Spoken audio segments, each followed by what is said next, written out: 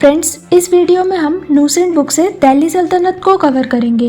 Last video में हमने पढ़ा था मेडाइवल इंडिया के बिगिनिंग में कैसे कुछ राजपूत किंगडम्स नॉर्थ इंडिया पे रूल करती है और कुछ किंगडम्स साउथ इंडिया पे रूल करती है, जिनमें आते हैं चोल, चालुक्य, काकतीयास और कई दूसरी किंगडम्स। फ्रेंड्स, अगर आपने वो वीडियो नहीं देखा है तो मैंने डिस्क्रिप्शन में लिंक डाल दी है, आप प्लीज़ रेफर कीजिए, क्योंकि हिस्ट्री को अगर हम क्रोनोलॉजी में पढ़ते हैं तो हम हिस्ट्री को बहुत अच्छे से समझ पाएंगे।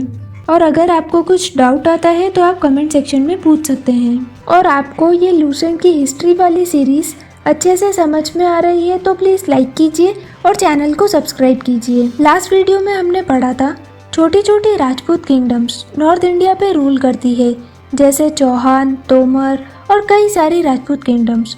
पर इन राजपूत किंगडम्स में यूनिटी नहीं थी, ये आपस में ही एक दूसरे से लड़ते थे, जिसके कारण टर्क्स को इन्हें हराना बहुत आसान हो गया, क्योंकि राजपूत्स कई छोटे छोटे किंगडम्स में बटे हुए थे और जब टर्क्स ने उन पर अटैक किया तब भी वे एक साथ होकर नहीं लड़े। और उस टाइम पर इंडिया में एक भी डायनेस्टी ऐसी नहीं थी जो पूरे इंडिया को पॉलिटिकली यूनाइट करे, जैसे कि गुप्ता और मौर्य डायनेस्टीज ने पूरे इंडिया को यूनाइट किया था। पर टर्क्स के अटैक के टाइम पर ऐसा नहीं था। यही कारण था कि टर्क्स इंडिया में इन्वेड करते हैं और इंडिया में मुस्लिम रूल को एस्टैब्लिश करते हैं। पर टर्क्स के इन्वेजन से पहले भी इंडिया में कई फॉरेन पावर्स ने इन्वेड किया है, जिनमें शक्स, कुशान्स, हुन्स और अरब्स आते हैं। पहला सक्सेसफुल अरब इन्वेजन 712 एडी में मोहम्मद बिन कासिम ने किया था। इससे पहले भी कई बार अरब्स ने इंडिया पर अटैक किए थे, पर वो सक्सेसफुल नहीं थे। मोहम्मद बिन कासिम ने सिंध पर अटैक किया। उस समय वहाँ के राजा दाहिर थे, जिसे मोहम्मद बिन कासिम ने हरा दिया और सिंध को कैप्चर कर लिया और वहाँ पर उमैयद खिलाफत का रूल स्टैब्लिश किया। इस इन्वेजन का मेन पर्पस इस्लाम रिलीजन को इंडिया में फैलाना था।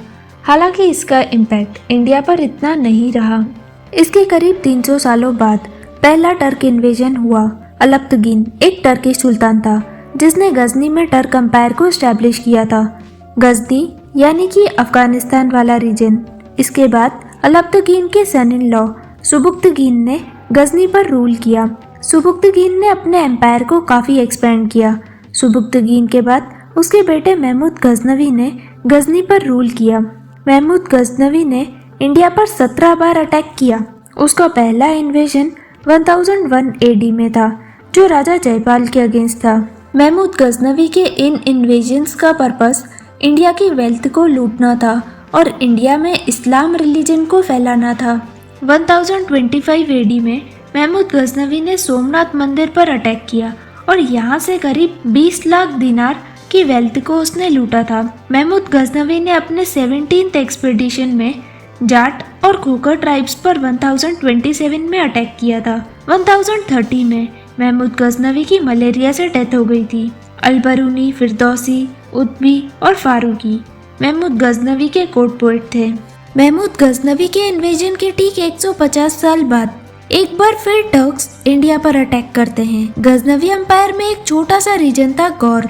महमूद गजनवी की डेथ के बाद गजनवी एम्पायर की छोटी छोटी ट्राइब्स खुद को इंडिपेंडेंट डिक्लेयर कर देती है। इनमें से एक ट्राइब होती है गौर।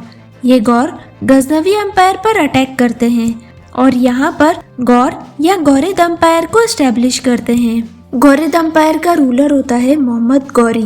वह अपने एम्पायर को एक्सपेंड करना चाहता था और इसलिए वह इंडिया पर अटैक करता है। मोहम्मद गौरी के इन्वेजन का पर्पस भी इंडिया की वेल्थ को लूटना था और इंडिया में इस्लाम रिलीजन को फैलाना था। मोहम्मद गौरी ने ही इंडिया में मुस्लिम रूल को एस्टैब्लिश किया था और इसलिए मोहम्मद गौरी को इंडिया में मुस्लिम रूल का फाउंडर माना जाता है। मोहम्मद गौरी ने इंडिया पर पहला अटैक 1175 एडी में मुल्तान पर किया, जिसे उसने जीत लिया। तबर हिंद, जो कि भटिंडा पंजाब वाला रीजन है, उस पर मोहम्मद गौरी ने कैप्चर कर लिया। उस समय यह रीजन पृथ्वीराज चौहान के अंडर में आता था और इसलिए तराइन का फर्स्ट बैटल होता है, जो कि पृथ्वीराज चौहान और मोहम्मद गौरी के बीच लड़ा जाता है, जिसमें पृथ्वीराज चौहान मोहम्मद गौरी को हरा देता है। यह तराइन का सेकंड बैटल ही था जिसमें मोहम्मद गौरी ने पृथ्वीराज चौहान को हराकर दिल्ली को कैप्चर किया। 1192 में मोहम्मद गौरी इंडिया के जीते हुए रीजन्स अपने स्लेव्स को देकर गजनी वापस लौट जाता है। 1206 में मोहम्मद गौरी की डेथ के बाद उसका पूरा एम्पायर उसके 3 स्लेव्स में डिवाइड होता है। इसमें इंडिया वाला रीजन कुतुबुद्दीन ऐबक को मिलता है और इसी के साथ 1206 में इंडिया में दिल्ली सल्तनत इस्टेब्लिश होती है। 1206 से 1526 तक दिल्ली सल्तनत का रूल होता है। दिल्ली सल्तनत में कुल 5 डायनेस्टीज ने रूल किया है। ये 5 डायनेस्टीज है slave dynasty, Khilji dynasty, Tughlaq dynasty, Syed dynasty और लोदी डायनेस्टी। सबसे पहले हम देखते हैं स्लेव डायनेस्टी, जिसे मामलुक डायनेस्टी भी कहा जाता है। मामलुक यानी कि स्लेव्स। स्लेव डायनेस्टी के सबसे फर्स्ट रूलर थे कुतुबुद्दीन ऐबक। कुतुबुद्दीन ऐबक दिल्ली सल्तनत के फाउंडर थे और उन्होंने 1206 में स्लेव डायनेस्टी को स्टैब्लिश किया था। वह मोहम्मद गौरी के स्लेव थे। ऐबक ने अपनी कैपिटल लाहौर को बनाया था। ऐबक को लाख बख्श भी कहा जाता था, यानी लाखों का दान देने वाला। कुतुबुद्दीन ऐबक ने 2 मस्जिद भी बनवाई थी। कुव्वतुल इस्लाम मस्जिद जो कि दिल्ली में बनवाई थी और अढ़ाई दिन का झोपड़ा मस्जिद अजमेर में बनवाई थी। कुतुबुद्दीन ऐबक ने ही कुतुब मीनार की नींव भी रखी थी, पर इसके कंस्ट्रक्शन को इल्तुतमिश ने पूरा करवाया था। Qutub Minar famous Sufi saint Khwaja Bakhtiyar काकी की मेमोरी में बनवाया गया था। कुतुबुद्दीन ऐबक की कोर्ट में 2 फेमस ऑथर्स भी थे, हसन उन निज़ामी और फखरुद्दीन। हसन उन निज़ामी ने ताजुल मासिर और फखरुद्दीन ने तारीख मुबारक शाही बुक लिखी थी। ऐबक की डेथ 1210 में चौगान, ये पोलो जैसा गेम होता है, इसे खेलते वक्त घोड़े से गिरकर हुई थी। इसे लाहौर में दफनाया गया था। कुतुबुद्दीन ऐबक के बाद स्लेव डायनेस्टी के नेक्स्ट रूलर होते हैं आराम शाह, जिसे आराम बख्श भी कहा जाता है। आराम शाह ने सिर्फ 8 महीने तक ही रूल किया। आराम शाह को असैसिनेट करके इल्तुतमिश 1211 में दिल्ली की गद्दी पर बैठते हैं। इल्तुतमिश टर्किस्तान का इल्बरी टर्क था। यह कुतुबुद्दीन ऐबक का स्लेव और सन इन लॉ था, जो कि कुतुबुद्दीन ऐबक की डेथ के टाइम पर बदायूं का गवर्नर था। इल्तुतमिश ने अपनी किंगडम को बहुत अच्छे से रूल किया था और इसलिए इसे दिल्ली सल्तनत का रियल फाउंडर भी कहा जाता है। इसने कैपिटल को लाहौर से दिल्ली शिफ्ट किया था। यह पहला टर्क रूलर था जिसने अरबी कॉइन्स इंट्रोड्यूस किए थे, यानी इन सिक्कों पर बगदाद के खलीफा का नाम लिखवाया था। मोहम्मद गौरी ने भी कॉइन्स इंट्रोड्यूस किए थे, पर उन कॉइन्स पर हिंदू गॉडेस लक्ष्मी की इमेजेस थी। इल्तुतमिश ने सिल्वर और कॉपर के कॉइन्स इंट्रोड्यूस किए थे। सिल्वर के कॉइन्स को टंका और कॉपर के कॉइन्स को जीतल कहा जाता था। इल्तुतमिश ने दिल्ली सल्तनत को मंगोल अटैक से भी बचाया। जब चंगेज खान ने ख्वारिज्म एम्पायर पर अटैक किया, तब वहां का रूलर ख्वारिज्म शाह मंगोलों से बचता हुआ इल्तुतमिश की कोर्ट में आया, तो इल्तुतमिश ने उसे प्रोटेक्शन देने से मना कर दिया। इस तरह इल्तुतमिश ने मंगोल्स से अपनी सल्तनत को सिक्योर किया। इल्तुतमिश ने इक्ता सिस्टम और चहलगानी या चालीसा सिस्टम को भी इंट्रोड्यूस किया था। इक्ता सिस्टम में इल्तुतमिश ने अपने पूरे एम्पायर को इक्ता में डिवाइड किया। ये इक्ता एक तरह से एडमिनिस्ट्रेटिव और रेवेन्यू की यूनिट थी। इक्ता सिस्टम को अगर हम सिंपल लैंग्वेज में समझें तो सुल्तान अपने सेनापतियों को कुछ रीजन्स इक्ता के फॉर्म में देते थे। सेनापतियों को उन जगह से रेवेन्यू कलेक्ट करना होता था और अपनी सेना का रख रखाव करना होता था। ये सेनापति इक्तादार कहलाते थे। इक्तादार की रिस्पॉन्सिबिलिटी टैक्सेस कलेक्ट करना और वहाँ का एडमिनिस्ट्रेशन संभालना था। ये इक्ता एक पर्सन से दूसरे पर्सन को ट्रांसफर भी किए जाते थे। इक्तादार की रेवेन्यू पावर्स को कंट्रोल करने के लिए उन्हें अपने एक्सपेंसेस और रेवेन्यू का पूरा हिसाब देना होता था और बचा हुआ अमाउंट स्टेट ट्रेजरी में डिपॉजिट करवाना होता था। इल्तुतमिश ने चालीसा या चहलगानी, जिसे तुर्काने चहलगानी भी कहा जाता है, को इंट्रोड्यूस किया था। इल्तुतमिश ने अपने रूल को अच्छी तरह से चलाने के लिए 40 लॉयल टर्क लोगों का एक ग्रुप बनाया। इसी ग्रुप को चालीसा कहा जाता था। आगे चलकर इस चालीसा सिस्टम को बलबन ने खत्म कर दिया था। इल्तुतमिश ने कुतुब मीनार का कंस्ट्रक्शन पूरा करवाया, जिसे कुतुबुद्दीन ऐबक ने स्टार्ट किया था। इल्तुतमिश की कोर्ट में कुछ फेमस ऑथर्स भी थे, जैसे मिन्हाज उस सिराज, जिन्होंने तबकात नासरी बुक लिखी थी। इल्तुतमिश की डेथ 1236 में दिल्ली में हुई थी। इल्तुतमिश के बाद उसके बेटे रुकनुद्दीन फिरोज ने 1236 एडी में रूल किया। वह एक इनकैपेबल रूलर था। रुकनुद्दीन के रूल के टाइम पर उसकी मदर शाह तुर्कान का दिल्ली सल्तनत पर काफी इम्पैक्ट रहा। इसके रूल में जगह जगह रिवोल्ट होने लगे। इसका एडवांटेज लेते हुए रजिया सुल्तान दिल्ली के थ्रोन पर बैठ गई। रजिया सुल्तान इंडिया की फर्स्ट वुमेन रूलर थी, जिन्होंने 1236 एडी में रूल किया। दिल्ली सल्तनत के टाइम पर जब बेगमों को महलों में रखा जाता था, उस टाइम पर रजिया सुल्तान ने रूल किया। रजिया सुल्तान अपने 3 भाइयों में सबसे कैपेबल थी। रजिया सुल्तान के टैलेंट को उसके फादर इल्तुतमिश ने बचपन में ही पहचान लिया था और इसलिए रजिया सुल्तान को भी मिलिट्री ट्रेनिंग दी गई।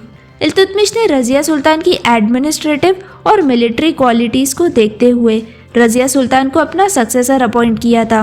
1236 में इल्तुतमिश की डेथ के बाद मुस्लिम कम्युनिटी ने एक वुमेन को सुल्तान बनाने से मना कर दिया और रजिया सुल्तान के भाई रुकनुद्दीन फिरोज को दिल्ली के थ्रोन पर बैठाया। पर रुकनुद्दीन फिरोज एक इनकैपेबल रूलर था।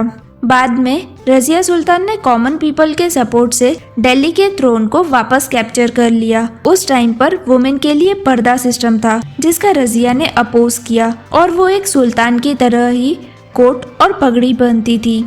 रजिया ने अपनी कोर्ट में नॉन टर्क्स को अपॉइंट किया, जिसका काफ़ी अपोज हुआ। इनमें से एक एबिजिया का स्लेव याकूत था, जिसे रजिया ने अपना एडवाइज़र अपॉइंट किया था।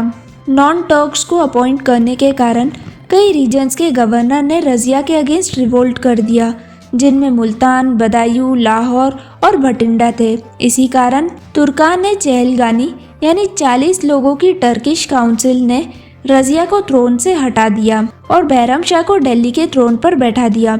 रजिया ने अल्तुनिया से मैरी किया, जो भटिंडा के गवर्नर थे, और एक बार फिर दिल्ली के थ्रोन पर रूल करना चाहा, पर वो सक्सेसफुल नहीं रही। 1240 में एक कॉन्स्पिरेसी के तहत कैथल, हरियाणा में रजिया को असैसिनेट कर दिया गया।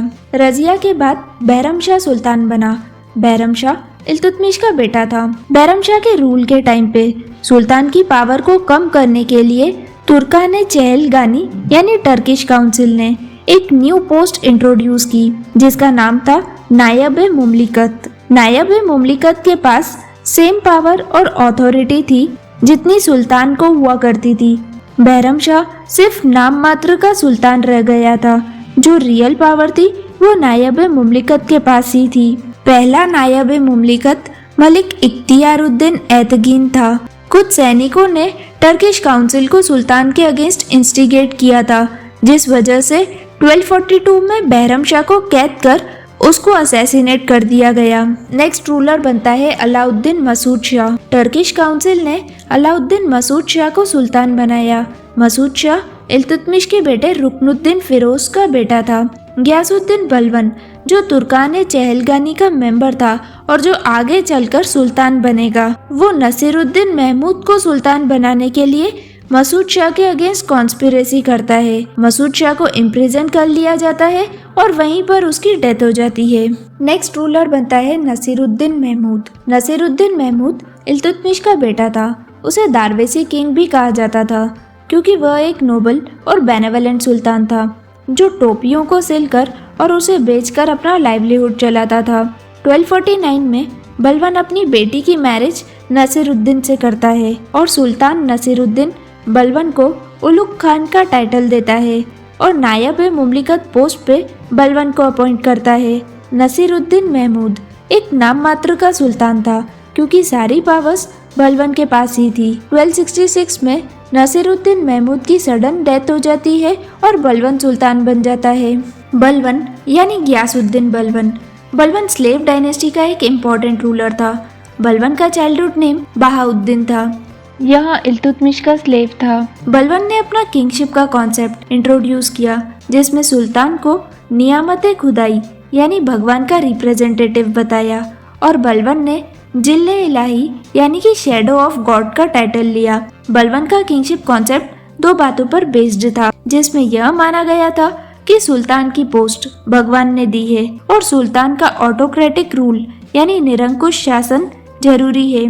बलबन का ये किंगशिप का कॉन्सेप्ट पर्शिया यानी ईरान के कॉन्सेप्ट से लिया गया था। बलबन ने पर्शियन ट्रेडिशन के जैसे ही अपनी कोर्ट में सिजदा और पैबोस को इंट्रोड्यूस किया था। सिजदा यानी घुटनों के बल बैठकर सुल्तान को ग्रीट करना और पैबोस यानी पेट के बल लेटकर सुल्तान के पैरों को किस करना। ये कुछ तरीके इंट्रोड्यूस किए गए थे जिससे सुल्तान को ग्रीट किया जाता था। बलबन ने अपनी कोर्ट में पर्शियन फेस्टिवल नौरोज यानी पर्शियन न्यू ईयर को भी इंट्रोड्यूस किया था। बलबन ने तुर्कान चहलगानी को भी खत्म कर दिया। तुर्कान चहलगानी 40 लोगों की टर्किश काउंसिल थी जिसे इल्तुतमिश ने चालू किया था।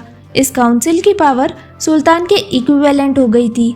वह जानता था कि यह काउंसिल उसे नुकसान पहुंचा सकती है, इसलिए इसे खत्म कर दिया गया। बलबन ने एक नया मिलिट्री डिपार्टमेंट भी स्टैब्लिश किया जिसे दीवाने अर्श कहा जाता था। दीवाने अर्श के हेड को आरिज़ मुमलिक कहा जाता था। इस मिलिट्री डिपार्टमेंट का काम सोल्जर्स को हायर करना, उन्हें ट्रेनिंग देना और सैलरीज देना था। बलबन ने अपने स्पाइस सिस्टम को भी बहुत स्ट्रॉन्ग किया, यानी गुप्तचर डिपार्टमेंट या डिटेक्टिव्स का डिपार्टमेंट। स्पाइस डिपार्टमेंट के हेड को वारिद मुमलिक कहा जाता था और स्पाइस यानी गुप्तचरों को वारिद कहा जाता था। अपने ओपोनेंट्स के अगेंस्ट ब्लड एंड आयरन की पॉलिसी को भी फॉलो किया और दिल्ली को मंगोल अटैक से भी प्रोटेक्ट किया। फ्रेंड्स, इस लूसेंट की सीरीज में मैंने कुछ फैक्ट्स जो बहुत ही ज़्यादा इम्पोर्टेंट है और हर एग्जाम्स में पूछे जाते हैं पर लूसेंट बुक में नहीं है, वो भी इंक्लूड किए हैं। आई होप आपको ये लूसेंट की सीरीज अच्छे से समझ आ रही है। आपको कुछ भी डाउट आता है तो आप कमेंट सेक्शन में पूछ सकते हैं। हम बात कर रहे थे गियासुद्दीन बलबन की। दिल्ली सल्तनत के सुल्तानों में किलों को बनवाने वाला सबसे पहला सुल्तान बलबन ही था। बलबन ने अपना खुद का ही टॉम्ब बनवाया था और रेड पैलेस को भी बनवाया था। बलबन की कोर्ट में फेमस ऑथर अमीर खुसरो थे और अमीर खुसरो को तूतिए हिंद के नाम से भी जाना जाता है। 1285 में बलबन का eldest son Mohammad Mongol attack में मारा जाता है और इसी वजह से बलबन की हेल्थ अफेक्ट होती है और 1287 में बलबन की भी डेथ हो जाती है। स्लेव डायनेस्टी का नेक्स्ट रूलर होता है कैकुबाद। बलबन की डेथ के बाद उसके बेटे बुगरा खान का बेटा कैकुबाद सुल्तान बनता है। जलालुद्दीन खिलजी कैकुबाद को असैसिनेट करवा देता है और खिलजी डायनेस्टी को एस्टेब्लिश करता है। स्लेव डायनेस्टी का लास्ट रूलर क्यूमर्स होता है जो कि कैकुबाद का बेटा होता है। इसे भी जलालुद्दीन खिलजी असैसिनेट करवा देता है। नेक्स्ट वीडियो में हम कवर करेंगे खिलजी डायनेस्टी। फ्रेंड्स, अगर आपको ये लूसेंट की सीरीज अच्छे से समझ में आ रही है तो प्लीज़ लाइक कीजिए और चैनल को सब्सक्राइब कीजिए। Thank you.